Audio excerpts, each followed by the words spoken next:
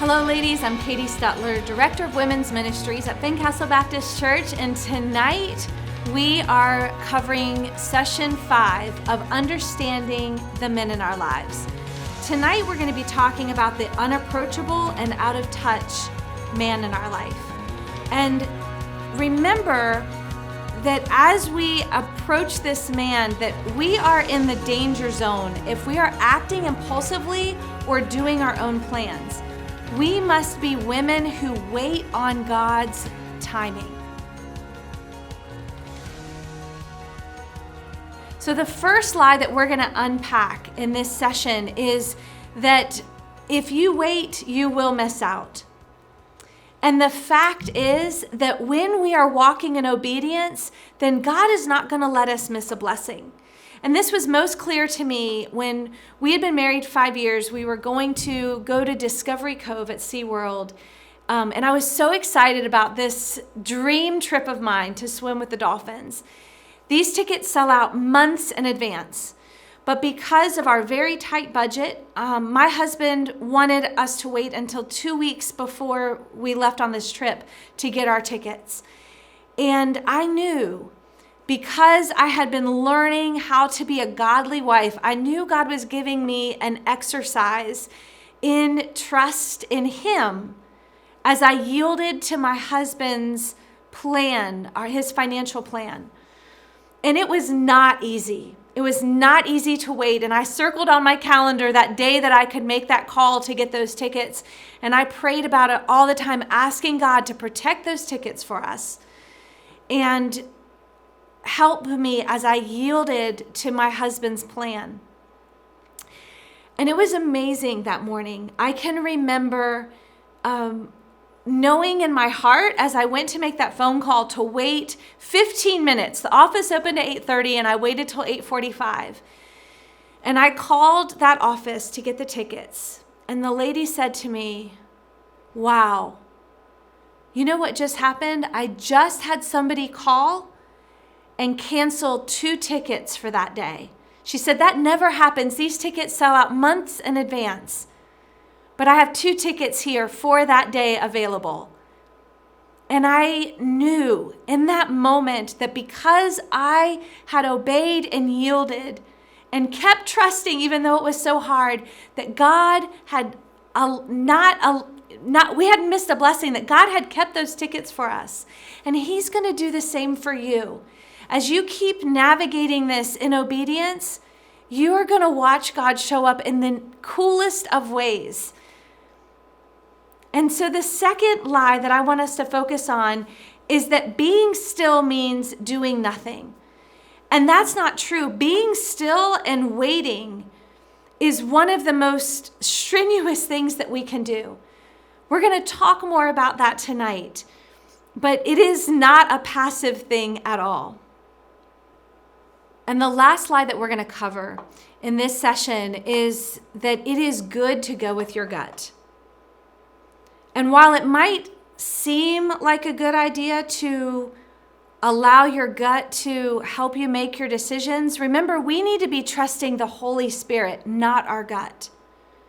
I mean, have you seen what comes out of your gut? We want to go with God instead. So for the lady who's watching this and she is wondering, what is this responsibility to lead that God has placed on men? And what does that look like? And why maybe even are men not leery about stepping up and doing it? What does this leadership look like? And why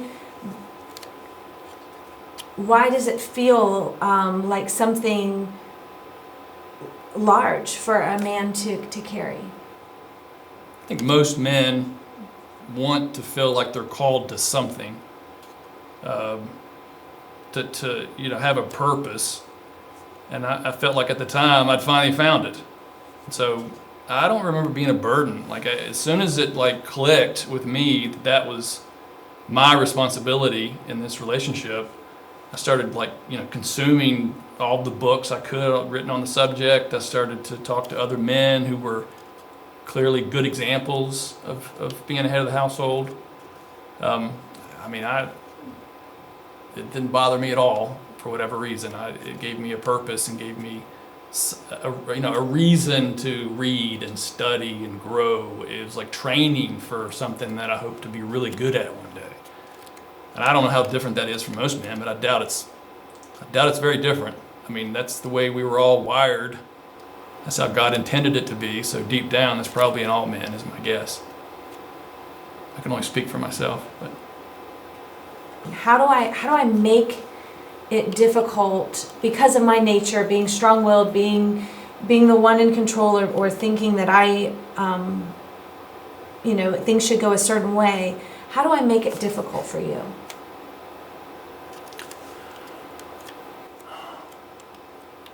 I guess, so the opposite of that would be for you to be incredibly passive or immediately just follow suit. And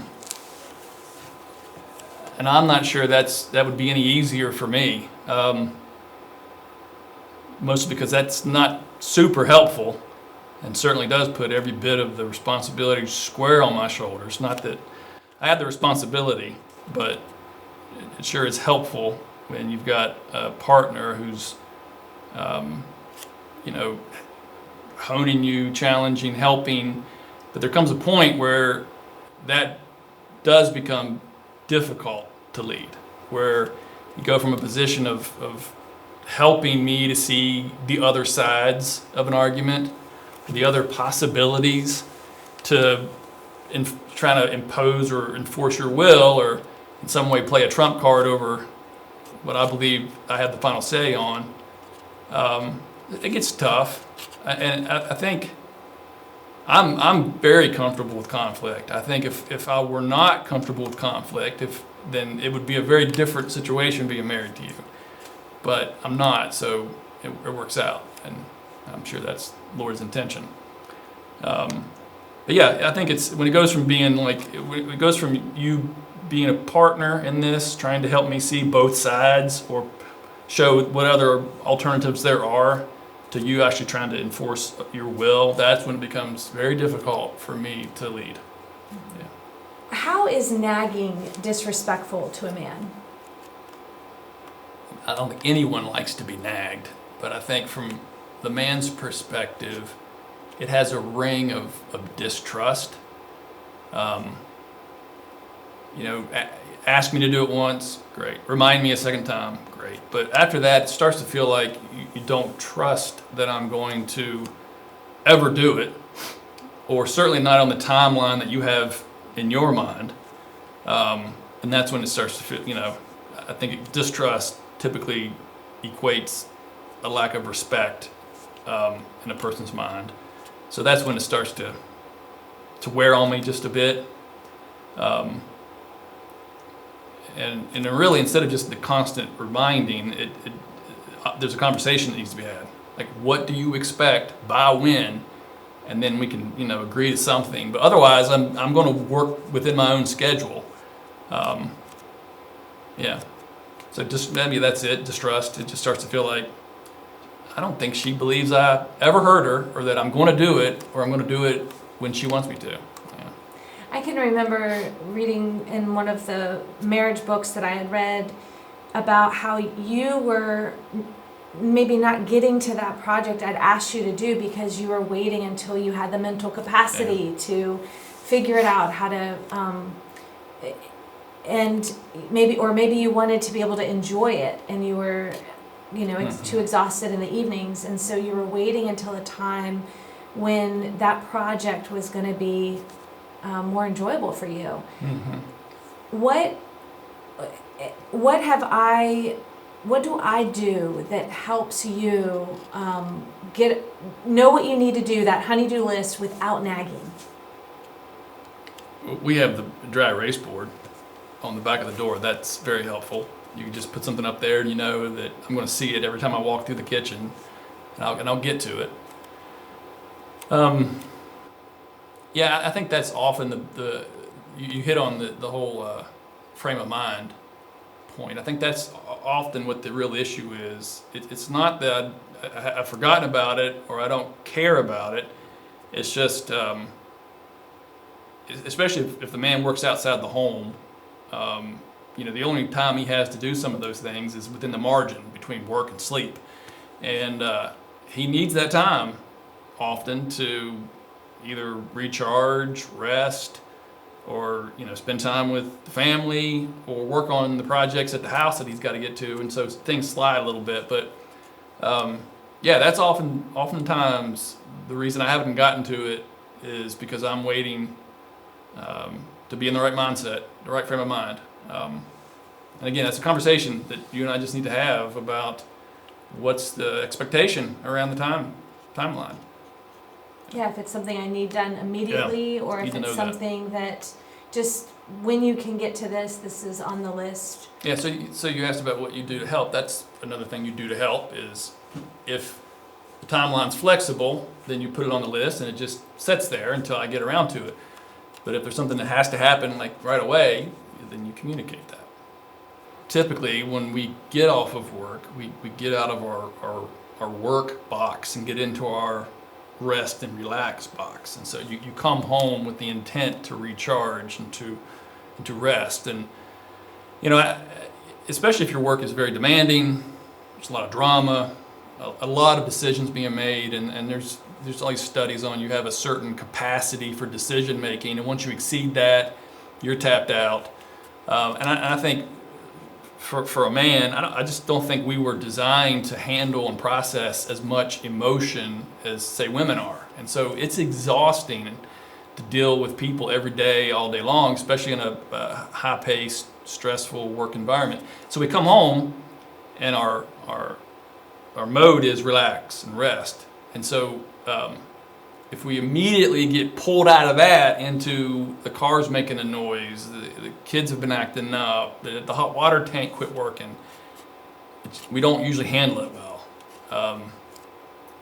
And so I wish that I could go all day and come home and go all evening and then sleep, but I just can't. And so I need that recharging phase. So one of the things I think is effective that you do is like if I come home and I'm in rest mode or I'm in fix the car mode, to try to pull me right out of that into let's pick out a couch color mode is like for a guy, it's almost like nails on a chalkboard. And so instead of expecting that I'm going to immediately want to turn away from this, replacing these brakes to pick out, just say, when you get a chance, I'd like to talk about X. And you've after 25 years, we've kind of figured that out for ourselves that say, hey, I'd like to talk about this. Let me know when a good time is. Or can you talk about this now? And give me the freedom to say, not right now.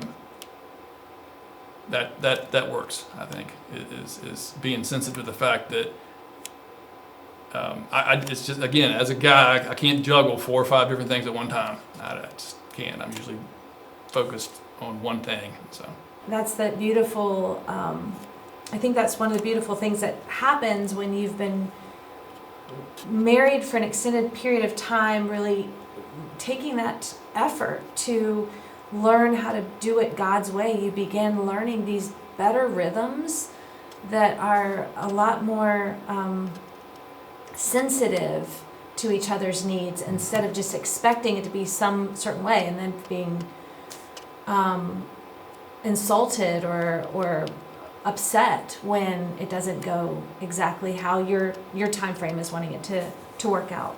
Yeah, and I think we do well with the macro things, like you said, the big pile of laundry, or having to replace the brakes on it's the micro ones. Like you wouldn't think that it would be a huge deal to mention or ask something of me when I come home, but man, it just seems like it is. I don't know why it's that way. I would say it's just me, but I know better. I know how other guys are. So it's figuring out what are those little micro issues and doing better in those areas too, right? So. Yeah, it's all about that communication. Mm-hmm. It's all about communication. So I want to talk to you about our questions and our need to ask why. I think in my mind right now I'm remembering when we were replacing all the brickwork outside, and there was this constant or for me, it was a constant question of, should we do sand or concrete? And you kind of had made a decision. And I had to keep coming back to you because I couldn't get it straight in my own head why we were doing it a certain way, and I just needed that reassurance. What is that difference between, and how I'm asking you questions that causes either you to feel like I'm fighting against you, or the way that I'm asking a question, where you can know that, okay, she's just trying to understand my thought process and she's not doubting my decision. What is that difference? I don't think I can tell you definitively what the difference is. And a lot of it depends on the situation and honestly how tired I am at the time. But that particular example, I think you were very interested in concrete because you didn't want there to be weeds ever again. Okay? And so there was you weren't just asking me, why don't we do concrete? You wanted me to do concrete. I don't want the weeds. I mean, that's what it came down to, and I knew that, and I could sense that. And so I immediately started pushing back, and I'm like, we're doing sand. Because I knew it was going to be a whole lot easier, it's going to be easier to maintain long term. Yes, there's going to be weeds, but so I think it goes back to the teasing thing. It's what is the intention behind what you're asking or saying. I mean, I can typically, everyone can tell a difference when a person's genuinely interested in asking questions to learn or probe, or when they're, they just keep hitting on the same note all the time. They're trying to say something without saying it. They just should blurt out, I am worried about the weeds. And then let's talk about that. I mean, if maybe we could have gone a different direction, but the whole why don't you use concrete? Why don't you use concrete? I was just going to, because I'm not using concrete. I don't know how to answer that one. So I think it's just what's the intention? Is it coming from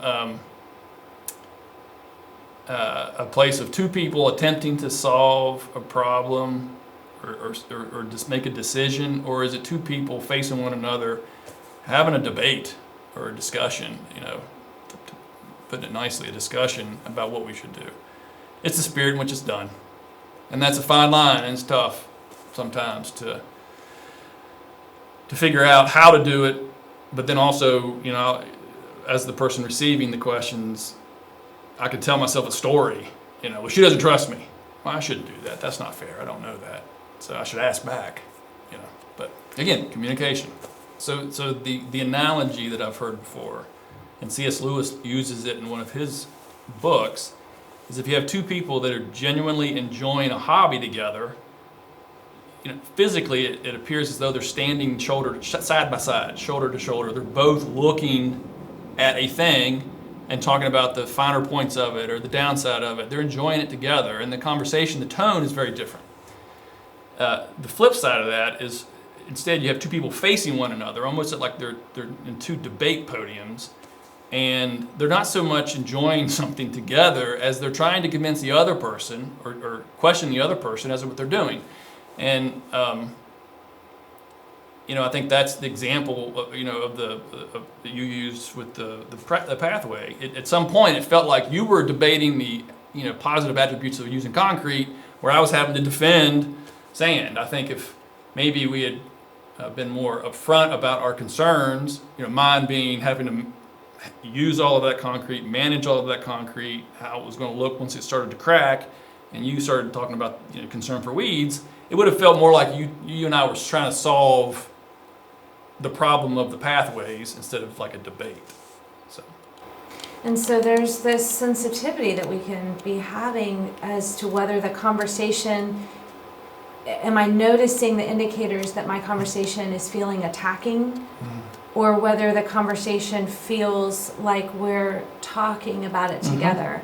And I appreciate so much when you let me know when I'm, being more of the face-to-face debating and I need to come around and talk about something shoulder to shoulder with you. It really does even make it more fun when we're talking about something for the discovery together and how we want to attack it as a team. There's a coworker, won't name names, but it's well known that it takes 5 questions before he gets to his real question. And I always sense that. He starts out asking me all these questions, and I just wait and wait and wait. And suddenly I can feel it happen. We shift to the problem, and then his real question comes out. And so it's always better just to cut to the chase. Well, what are you worried about? Why concrete? If you ask yourself that, then usually it's weeds. Worried about weeds. So that's something that you and I always talk about is and I'll say, what are you getting at? What are you concerned about? Just blurt it out. So I think that, again, it goes back to communication. And anytime you feel yourself tempted to ask questions or tease or really anything comes out of your mouth with the side attempt to get to what you want to ask or say, red flags. Red flags. I want to ask you a more serious question. How have my prayers for you been, how have they encouraged you in your hardest seasons? So, I mean, we want to help one another, right? I mean, we work hard to help and support one another. But in my opinion, praying for each other, praying for me, is like the absolute best type of support. It, you know that someone is speaking with God on your behalf and asking for His intercession in your issue, and it just brings a tremendous amount of peace for me personally. I'm sure that's the case for all men when their wives pray for them, and it's truly selfless too. I mean, you're giving of your time and your prayer life for me, and I'm not sure I could articulate just how and why it had such an impact on me. What were the things that you saw your mom doing? Your mom was raising you boys solo because your parents had divorced, and so she had this weight on her shoulders to raise you. What were the things that you saw her doing that helped you, grow in your walk with God as a teenager? She let us be boys, right? First of all, she let us be men, and didn't try to interfere with that at all. She got us around our grandfather, around our uncle. Even though divorced, it was very important to her that we spend a lot of time with our dad.